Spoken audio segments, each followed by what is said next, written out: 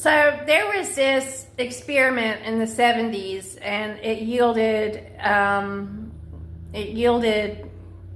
data, that psychological data.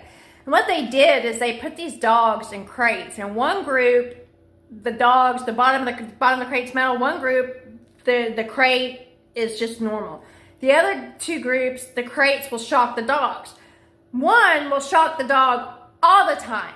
Like, they're always shocked. And the other is intermittent shocks. So when they would leave the crate, the dogs that it was always shocked, they knew they were going to get shocked. So they just said, fuck it, I'm going to run through this shock and then I won't be shocked once I leave the crate. The other dogs, where they had intermittent shocks, sometimes they'd get shocked and sometimes they didn't. And they didn't know that it was safe to leave the crate, so they would huddle in a corner.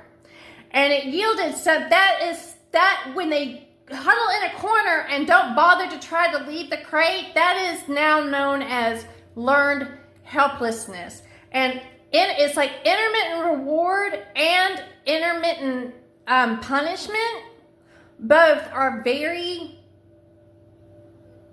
strong motivators to either, if you get intermittent rewards, you're like, maybe I'll get a reward, I'll do it. If you're intermittently shocked, you're like, I'm not doing that at fucking all. And that's what my parents did to me, was intermittent, was learned helplessness. It was intermittent punishment. Nothing ever made any sense. It was no rhyme or reason to any of it.